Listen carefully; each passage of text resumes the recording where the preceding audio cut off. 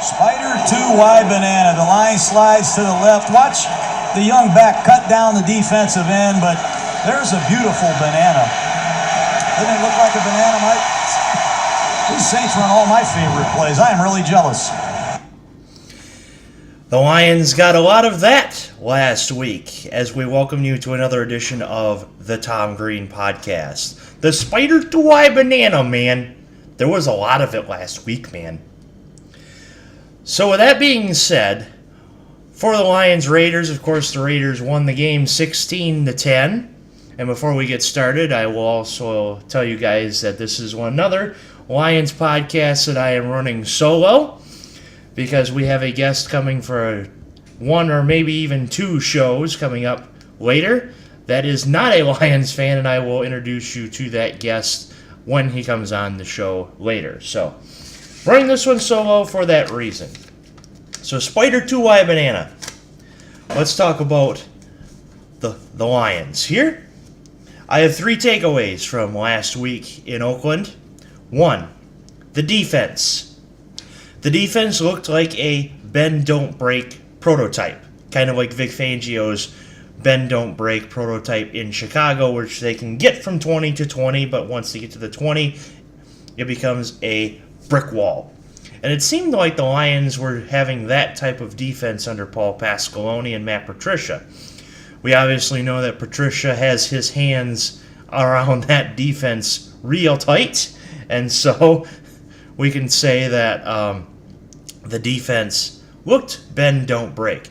Before I get to my next 2 points, let's hit an ad for 3PS magazine goers. Fanatics isn't just our name.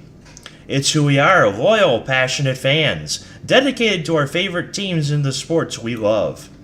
That's why we're honored to be able to offer fans the world's largest collection of official sports apparel from all the leagues, teams, and players you love. From the latest and most popular fan gear, including specialty jerseys and team-issued t-shirts, to popular coaches' polos and sideline hats, our team shop is a one-stop destination for fan apparel. Celebrate your pride and passion with us, where you can always find sports merchandise that'll have you wearing your heart on your sleeve. So that being said, let's go to my other 2 points in the three takeaways I have from this game. The first being, of course, the defense looking bend, don't break. Secondly, running game. The running game actually looked decent last week. Well, Garrett Blunt had some good carries. Amir Abdul had some good carries. Amir Abdul had the touchdown, the lone touchdown that the Lions had against Oakland. So, if we can bring that to September, and of course throughout the season, that would be amazing. So we have not had a 100-yard rusher since 2013 with Reggie Bush. Any football fan knows you need a running game to succeed in the National Football League. To my third point, back to the defense. This time, not so positive.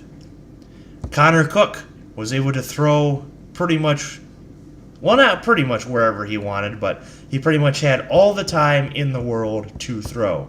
So defense, for the love of God, pressure the quarterback.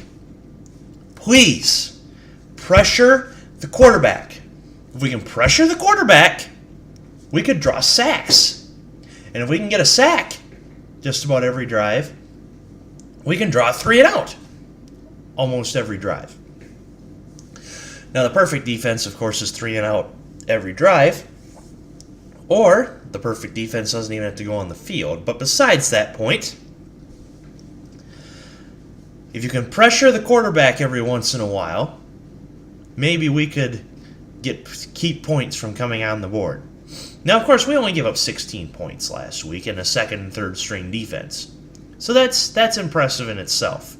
But still, pressure the quarterback, pressure Cook, pressure Carr. And that's now where we hit to next week's preview. Now, Stafford did not play last week in Oakland, and I wasn't anticipating that, but I will say that I don't blame Detroit for doing that because of the injuries to Deion Kane and Darius Geis for the entire season from Washington and Indy. When Indy and Washington lost those two players to ACLs, Detroit probably most likely thought, probably not a good idea to risk Stafford, especially on this field, which is still the only NFL field that is a baseball field as well in August and September. And perhaps this year with the A's, with the A's 3 games back in the American League West, with the A's making the playoffs in October, perhaps you could see those baseball lines come October this season. So watch for that if you're a Raiders fan. But Detroit did not play Stafford, and in a way I don't blame them, and like I said, because of the injuries to Geis and Kane. But this week, we have the New York Giants. Let me preview their depth chart like I previewed our depth chart and the Oakland Raiders depth chart last week. So, from offense to defense and special teams, your first string. Odell Beckham Jr. on the left side, Sterling Shepard on the right, wide receiver. Your line goes Nate Solder, Will Hernandez, John Halapio, Patrick Omame, the Michigan man, Eric Flowers, Evan Ingram at tight end, and Rhett Ellison backing him up, with Saquon Barkley as your starting running back, and Eli Manning of obviously your starting quarterback. Your defense, B.J. Hill, Damon Harrison, Dalvin Tomlinson, Kareem Martin, Alec Ogletree, B.J. Goodson, Olivier Vernon, Eli Apple, of course, your corner, your safety, Landon Collins and Curtis Riley, and your right corner of Janoris Jenkins. Your special teams for the Giants, Riley Dixon, the punter, Aldrich Rosas, the place kicker with Marshall Kane backing him up, Zach DeLassy is your long snapper, Riley Dixon is your holder, Hunter Sharp is your punt returner, and Cody Latimer is your kick returner. Now, I will say the punt returner and the Giants is kind of an open field right now. So you got Khalif Raymond might return some kicks back with a possibility of Odell and Sterling Shepard, but you probably won't see those guys returning punts. Your reserves, of course, Paul Perkins, your running back. So with that being said, we previewed the Giants' depth chart. Let's preview the game. For this game, I will be shocked if Stafford does not play this game. In fact, if Stafford does not play a snap in this game,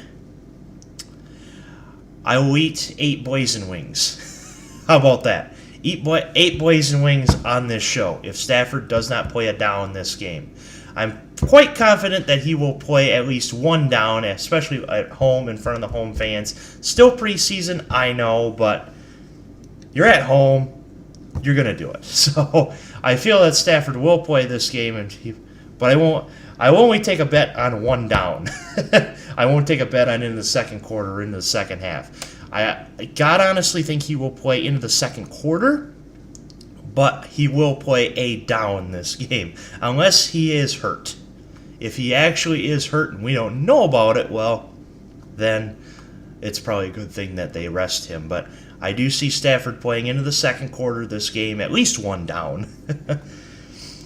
And as for the second string, you'll see a lot more second stringers in the second quarter. Of course, you'll see the full first string for at least a drive.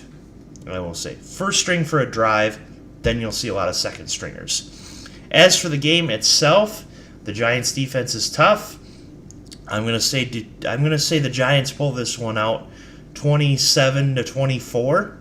Preseason does not matter, so the score does not matter. In fact, thank God, as Lions fans, we know that, hey, we lost one game in the preseason. Thank God, because we all know what happens when you go 4-0 in the preseason.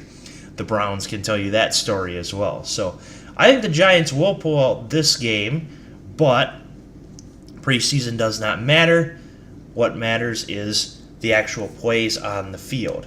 The Lions had nice goal line stands as well against Oakland, which is a good takeaway from that game. So from this podcast, we will wrap things up there. Next week for Lions, we will have a Lions-Tampa preview.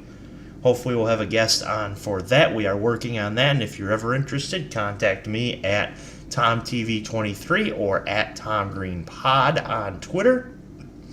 We also have a Facebook page as well. So please contact if you're ever willing to be a guest on this show. And with that, that is our Tom Green podcast for Lions-Giants preview. And this is Tom Green, signing out.